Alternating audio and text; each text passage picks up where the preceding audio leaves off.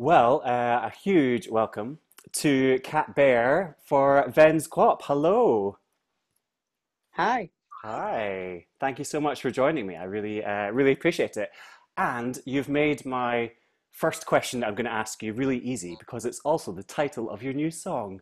So, in your own words, Catbear, who are you? Can you introduce yourselves? Oh, we should have planned who goes Oh, first, I know, Sarah. right? This is advanced planning. Yeah, You want to do it? always you, Zoe. Go for it. Oh, all right. We are um, we are a band duo based in South London. Great. We make kind of electronic indie music, very heavily influenced by the past few decades, the 80s, the 90s. Not sure what happened in between, but and then a bit of now in there as well. Yeah, we are really good friends and we just really enjoy making music together. And yeah, this is our fifth single as Cat Bear, is that right? Yeah, Yeah. thinking back, yeah. Great.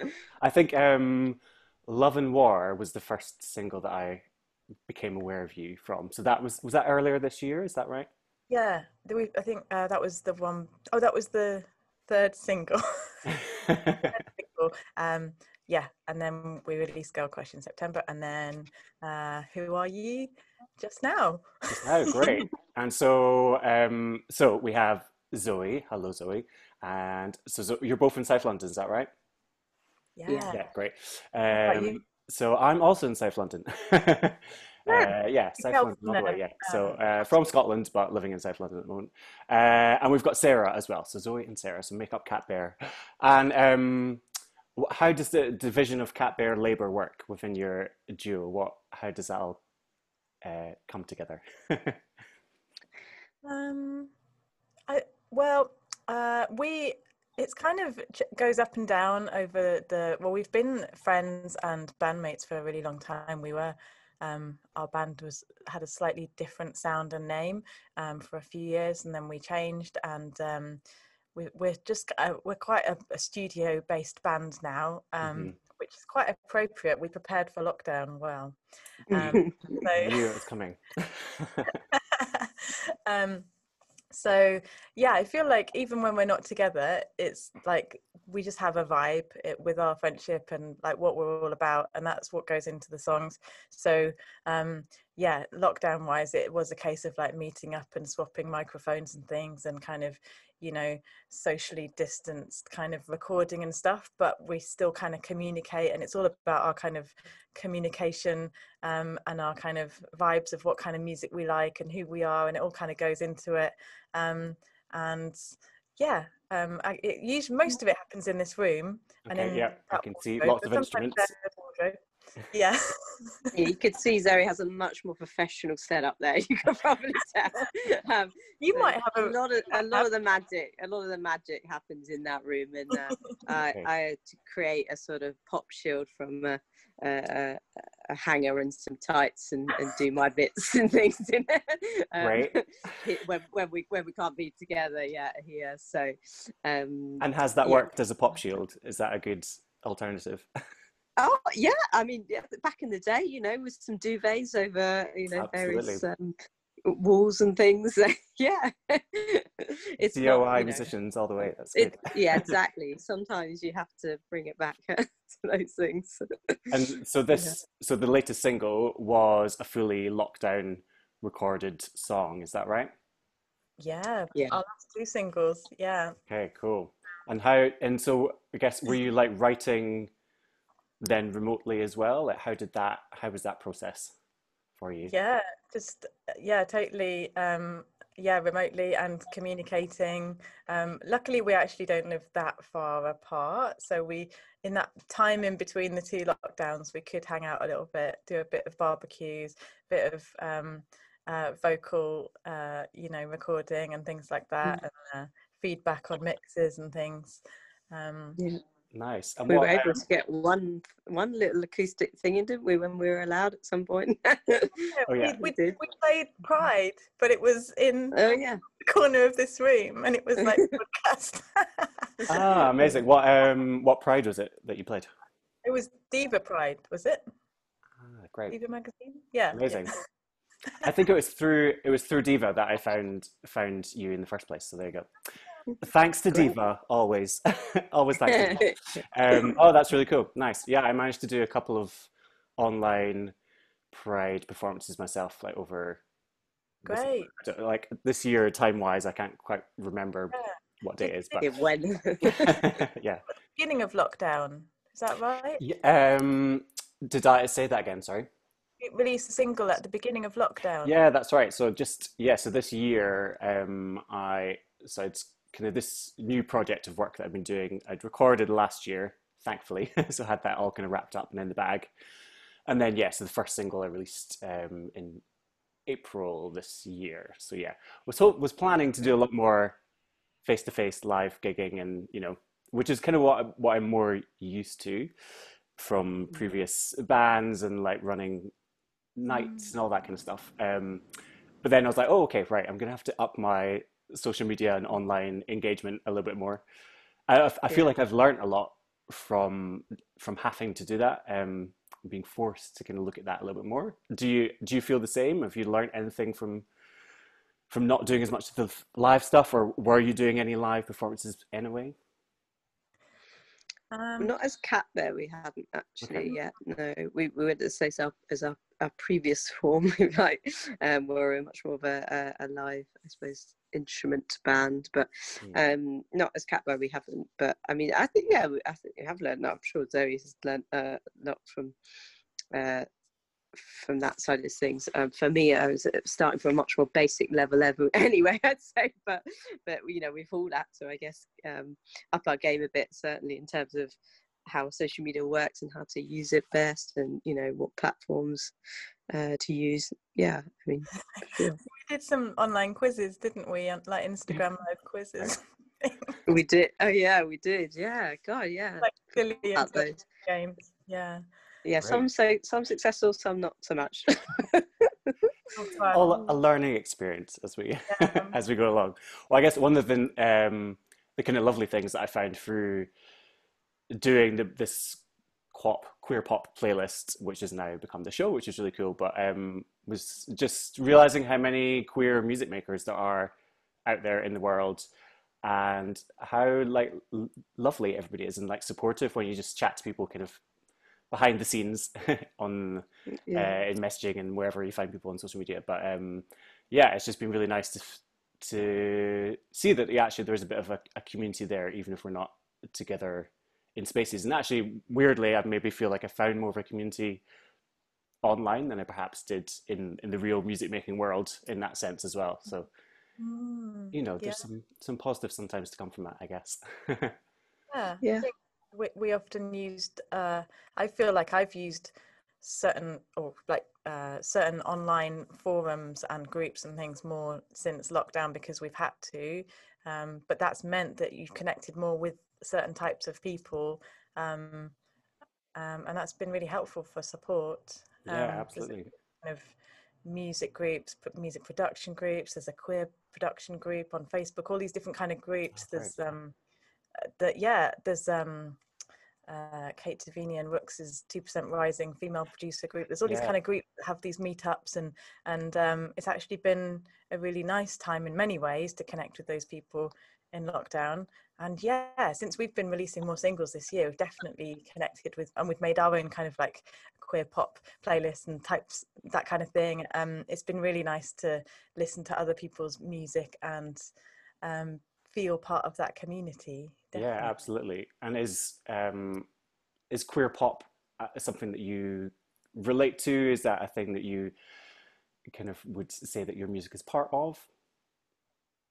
Yeah. It's, Yeah. go on, Sarah. Oh yeah. Ask me. No. You are? I was going to say you can say no if you want. No, I do. I do think it is. I guess I think, like, so particularly this year, we perhaps just harness that more. And I don't know if that is part of, like I say, with being in lockdown and sort of connecting more to certain groups, or if it was an intentional thing on our part, to be honest. But yeah, it certainly is something I think we feel a part of at the moment, and I'd say really in a positive way. And it's been really great for us as individuals and Catbear. But I don't know before this that we necessarily were as much. Would you agree? Right. Sorry, I don't know. I guess we've gradually become more and more confident to be that community, and maybe feel like our sound has grown more towards that as well. We've always been quite alternative. It was a bit more of an indie sound before, when we were called Catbear Tree, and we always kind of felt really kind of alternative and kind of similar to certain acts. But it does feel like there's a kind of, over the past few years, there's been quite a crop of kind of pop star type, not like pop star, but kind of alternative pop stars, like King Princess and Muna, people who are like very out there, making amazing music, but also, but also very just kind of open about who they are. It feels really good that we can be a part of that. Not quite at this, but it's obviously we're slightly different sounds and different all of that kind of stuff, but it feels quite related. Definitely. Yeah. And is there, so you've mentioned quite a few names in there already, but are there any other particular inspirations in the Catbear sound? So I know I love the very 80s synths you've got going on. I've definitely been experimenting a bit of that myself this year as well. But what are other inspirations for you musically?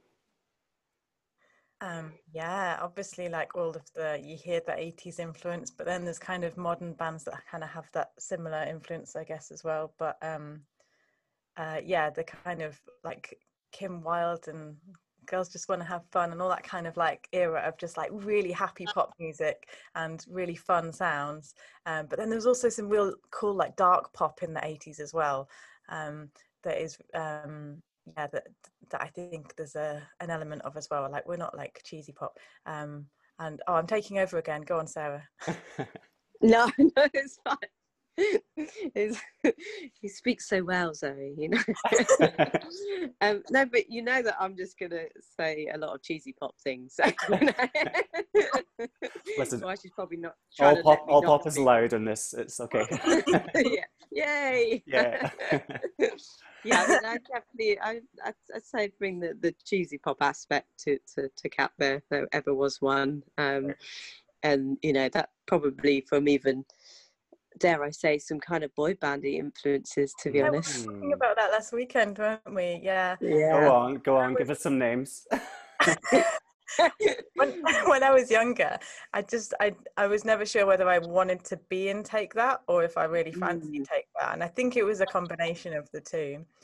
I definitely missed my calling in life. Really, could have been in one of those. Take That, continually confusing people, I feel, in all the feelings. Across the years.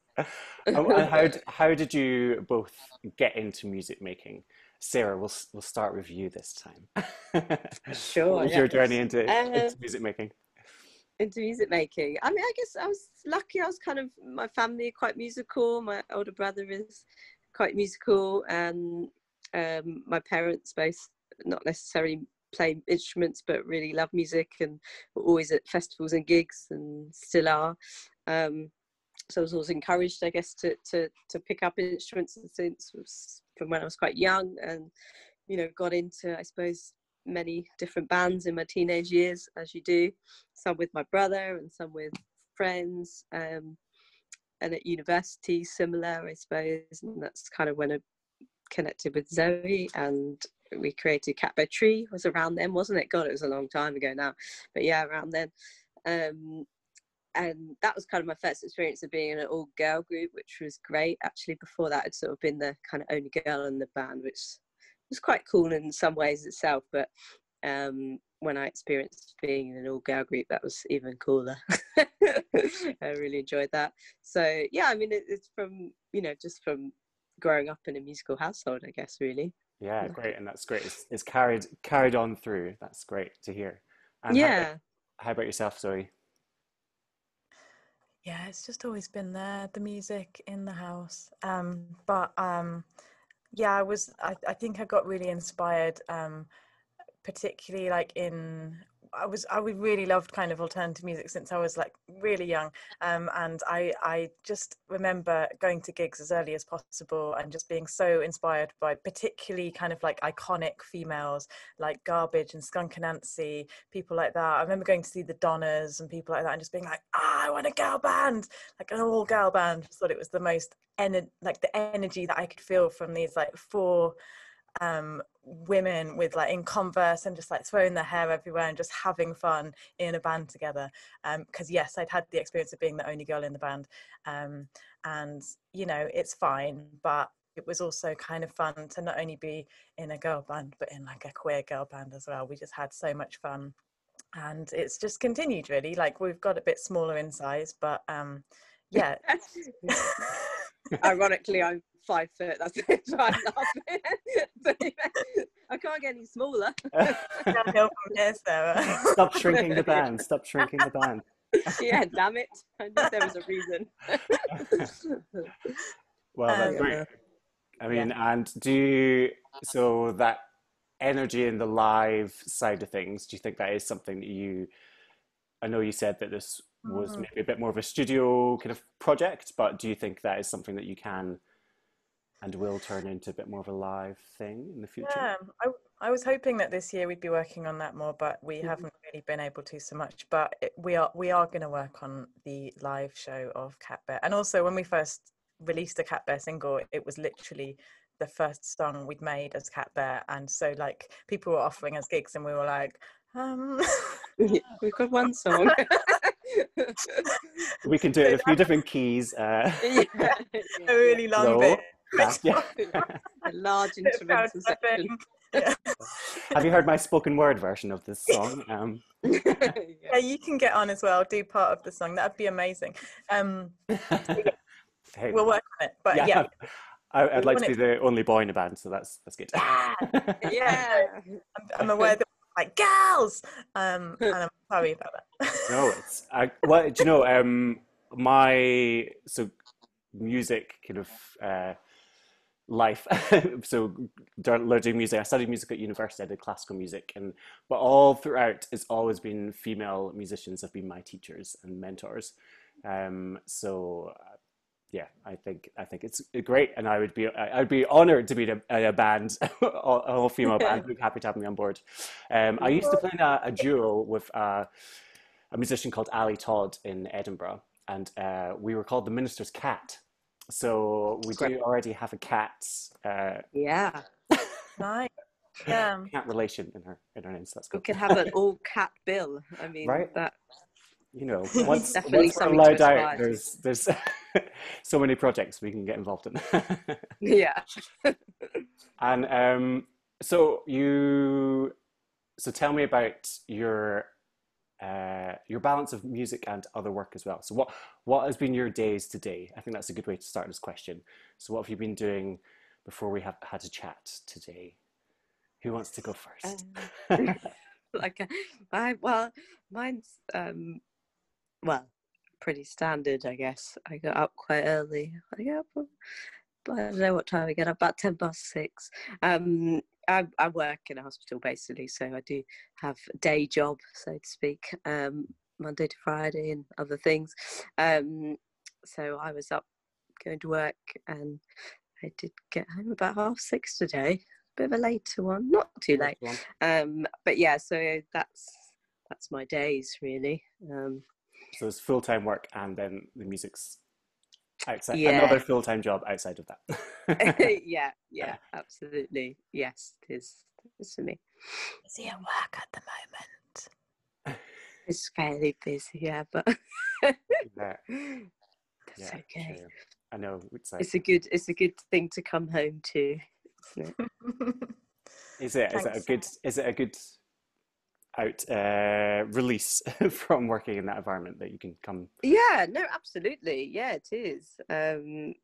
It definitely is. It just makes you switch off completely, doesn't it? Think about something completely different, and something that's enjoyable, and you can just kind of immerse yourself in as much as you need to or not. I think so. Yeah. And do people? Sorry, this isn't a job interview about your work, by the way. But That's right, yeah. do people who you work with, are you out as a musician at work? And do Am they I out? know? Yeah, do they know that you're doing this as well? Yeah, I am, but yeah, you're right. I probably don't fully advertise it, I suppose, but I am. Yeah, in some ways, I think like they know. Yeah, like to see things on social media, obviously, particularly, but I guess sometimes it doesn't feel like it's the right time or place. But yeah, Yeah, I mean, I'm not sort of not not hidden, so to speak, but yeah, I wouldn't say it's necessarily spoken about sort of that regularly either. But it's quite nice because when they do see it, then they're a bit like, oh, oh, this is great, I saw this, and then yeah, it's nice to have that support as well. yeah, definitely. It's a pretty cool thing to share, I'd say. Yeah, absolutely, yeah. And Zoe, do you have other work as well? Are you full-time music making? So I always find this question really interesting. The reason why I ask it, just with other people who make music, because there's so many paths when you're doing Mm. it independently as well. And I Mm. think sometimes people don't realize how often it's the thing that you put lots of time and energy into and money, but actually the return from that is often not very much. So it's often will be subsidized by doing other things as well within music or in something completely different. So yeah, I don't know. I always find Mm. it interesting to ask. Hope I'm not being No, too nosy. no, yeah, it's really interesting. I think there's a lot to be said for doing something totally different and then coming to music and then that, just totally immersing yourself in the music making. I've definitely done that and there's some real value in that. But currently, yeah, my day job is just like a mixture of stuff. Yes, I make music. I also have a part-time job. And today I feel like I've done about 6 different jobs, but that's kind of fun. I started off this morning kind of demoing a song, and then um, I kind of run a music and mental health program for a charity, and we run music workshops with people accessing mental health services. So at the moment, that's pretty much all online. So just kind of coordinating the day-to-day running of that and the evaluation of it and stuff like that. Did a bit of that today. Also work on a music production and business degree course. So a bit of speaking to students about assignments in music production. And I also did a little bit of I'm working on a kind of co-write with a musician and producer in Nashville. So that was really fun to do as well. So it was just a kind of like a snatched kind of, they sent me an alternative chorus and I sent them an alternative verse. So that was really cool as well. So just a load of different stuff today. I've always got the next Catbear single in the back of my mind as well. It's always kind of like Yeah, tapping on your window. yeah, Yeah. always so excited about it, particularly when the last one's come out. It's like, yes, right, what next, come on. Right, yeah, on to the next one. And are you able to let us know when we can expect more music? Is that I in the don't think next? we do Catbear Christmas. I don't think we'd do a good Christmas song. Maybe we would, and we just don't know it. But I think it's going to be January, Cool. maybe, depending on when we can actually get together to actually make it happen. Do anything, yeah. Yeah. Well, hey, we will wait and see with bated breath. That's cool. So just a couple more questions for you, and then I'll let you back to an amazing cake that you're eating, Zoe. What cake were you munching on when we started today? Has it gone now? I like a chocolate. Oh, well, Joe. Yeah, Yeah. Sorry, Sarah. You came on just after. I only had a little bit of it actually. it looks pretty good. Nice. There we go. So No, yeah. if you watch the full interview of this, you can see exciting things like cake on YouTube. Yeah. So make sure you log in for that. It's very That impressive. is worth a watch. I mean, worth the extra. Monday, Is it Monday? I don't know. It's a weekday. Yeah, there you go. I've got a little mint tea in the go as well. Nice. Rock and So, roll. um, so yeah, so we're speaking about influences earlier on, but I was wondering if you've got any other LGBT plus music makers. I guess maybe more in the independent front, but of course it doesn't have to be. But people that you yourself are listening to are excited about, inspired by, that are doing some cool things just now. Yeah, is there anything anybody we should check out? Well, yeah, and one of our recent discoveries this year. I was Jen Champion. I love Jen Champion. Um, and I thought when we wrote Girl Crush, I just totally ripped off one of her songs. But I then played it to other people, and it turned out I didn't totally rip off her song. But I do really love her, and I just definitely say check out Jen Champion. But I should probably talk about people a bit more local because she's American. Have you got any tips, Sarah? I should look on our playlist. We made a really Yeah. Hmm. What's your Nice. playlist called? we've got a couple of where we put our favorite kind of like that kind of stuff. We've got one called Love Is Love, Great.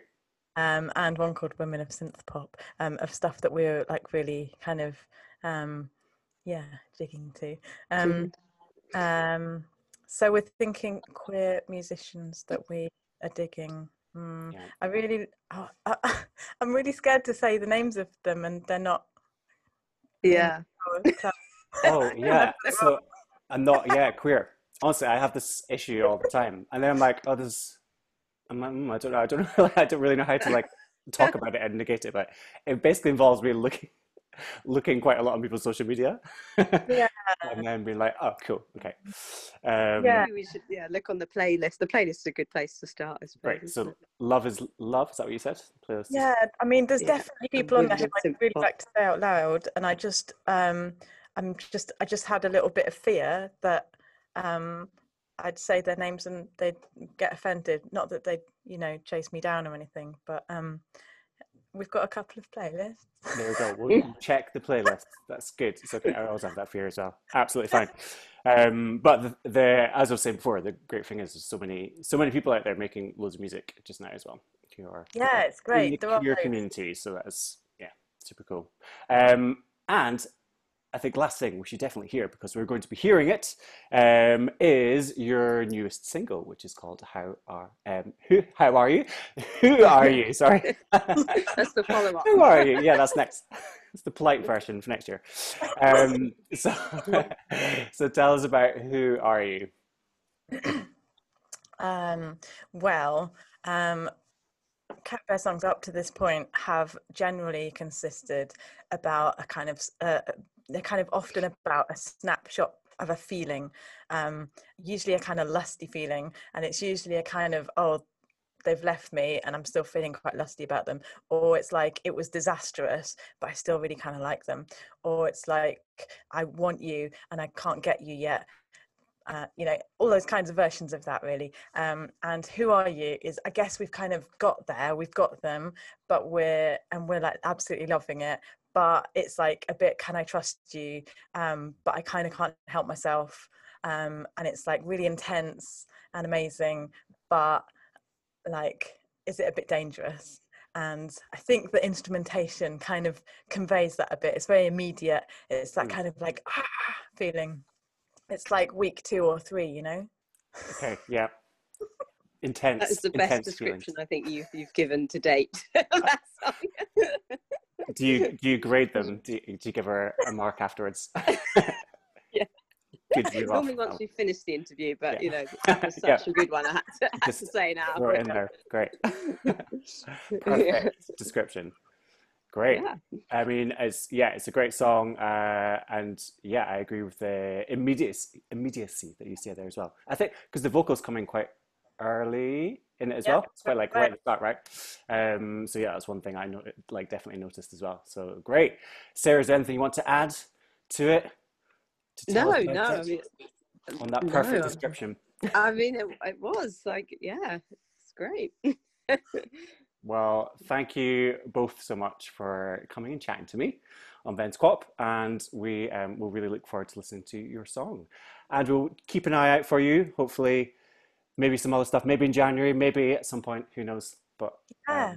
and we will get that that gig with Cats together at some point. Definitely. Well, thank you so much, and hopefully see you online or in real life soon. Yeah. Thank you. you. Bye bye. Bye.